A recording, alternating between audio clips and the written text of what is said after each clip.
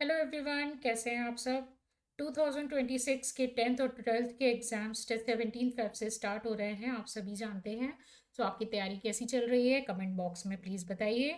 और इस वीडियो में ड्यूरिंग एग्ज़ाम आपको क्या करना है और क्या नहीं करना है वो, और आपको फुल मार्क्स कैसे सिक्योर करने हैं, जनरल रूल्स क्या हैं, वो हम डिस्कस करेंगे।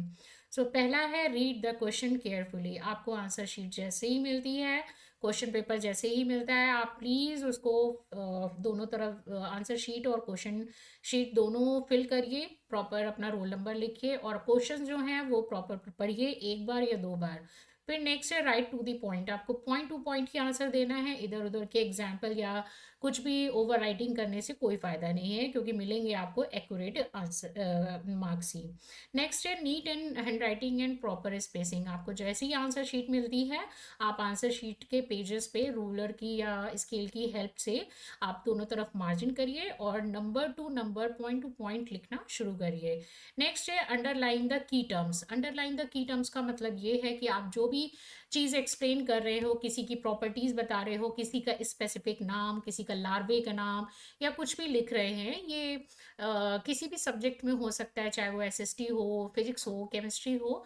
आप कुछ भी एक्स्ट्रा मेंशन कर रहे हैं स्पेसिफिक टर्म्स, उसको आप अंडरलाइन करिए या फिर पेंसिल से एक रेक्टेंगुलर बॉक्स बना के उसको अंदर साइड पे करिए।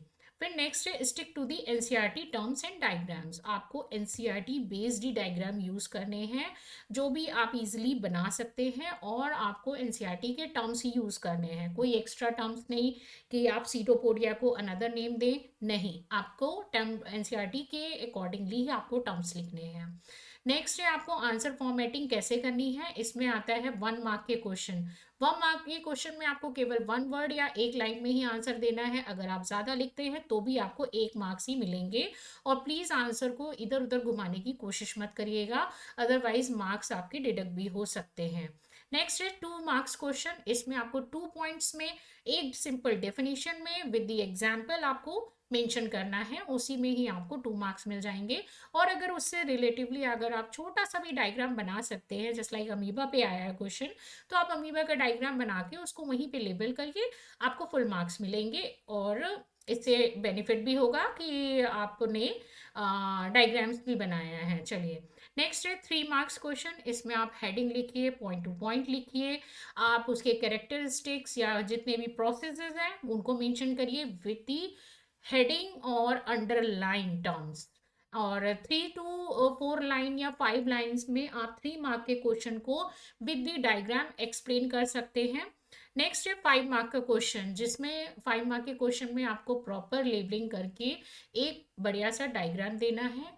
और सबसे इम्पॉर्टेंट बात है, चाहे ये किसी भी सब्जेक्ट के लिए हो, अगर आप 5 मार्क का क्वेश्चन फ्लो चार्ट के में देते हैं या माइंड मैप के फॉर्म में देते हैं, दैट इज़ वेरी गुड। इससे क्या होगा, आपको कम लिखना भी पड़ेगा और आपकी प्रेजेंटेशन बहुत सिक्योर रहेगी, जिसमें आपको मार्क्स अच्छे मिलते हैं। इसमें आप स्पेसिफिक टर्म्स के नीचे जो कुछ भी, पहले आप फ्लो चार्ट बना लीजिए, उसमें स्पेसिफिक टर्म्स लिखिए, फिर उन स्पेसिफिक टर्म्स को बाद में डिफाइन करिए, जिससे कि हार्डली ये एक पेज में या 2 पेज में आपका 5 मार्क्स का question with the diagram conclude करने की कोशिश करिए। और इनमें बेसिकली आपको कंक्लूजन्स देने होते हैं।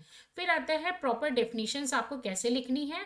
क्लियर और एनसीईआरटी बेस्ड ही लिखनी है, आपको इधर उधर किसी भी बुक से या किसी भी उससे आपको नहीं लेना है, एनसीईआरटी बेस्ड ही लेनी है।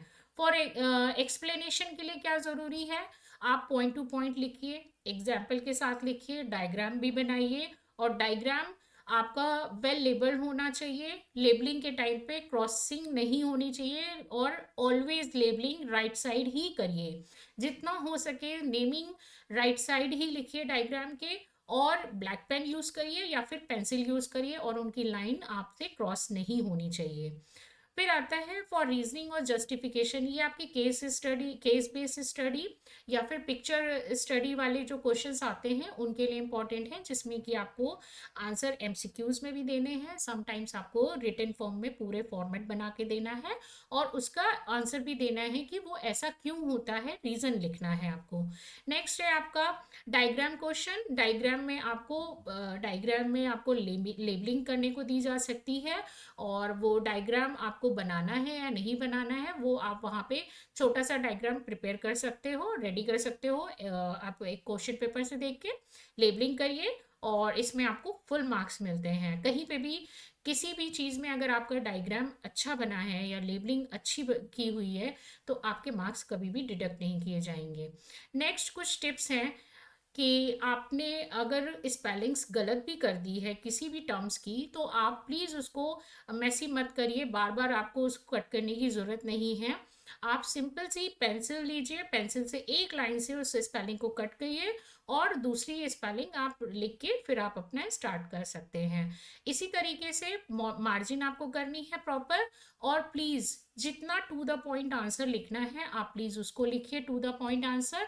अदरवाइज अगर आपने इधर उधर की बातें लिखी या आपने सेंटेंस भी रिपीट कर दिया तो एग्जामिनर उसमें कभी भी मार्क्स नहीं देते हैं। और आपको आंसर मिक्स नहीं करने हैं कि आपने पहले भी वही सेम स्टेटमेंट लिखा है और बाद में भी सेम स्टेटमेंट लिखा है। तो आप कॉन्सेप्ट क्लियर रखिए, अपनी तैयारी स्ट्रांग रखिए, जिससे कि आपके जो भी आप एनालाइज कर रहे हो बुक को पढ़ के या अपने नोट्स को पढ़ के, आपको टू द पॉइंट किस आंसर में कितना लिखना है आपको पता चल जाएगा। शायद इसे ही टाइम मैनेजमेंट कहते हैं। क्यों, आपको किस क्वेश्चन में कितना लिखना है और कितना टाइम स्पेंड करना है, इसे ही टाइम मैनेजमेंट बोलते हैं। जो आपको पता चल जाएगा कि आपको 3 घंटे का पेपर कैसे करना है।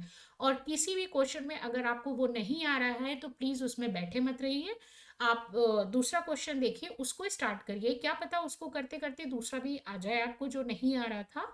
सो इन ट्रिक्स को यूज़ करिए और अपनी कॉन्सेप्ट क्लियर रखिए, तैयारी फुल रखिए, डायग्राम्स की प्रैक्टिस करिए, जितना हो सके उतना डायग्राम की प्रैक्टिस करिए। Thank you so much for watching this video.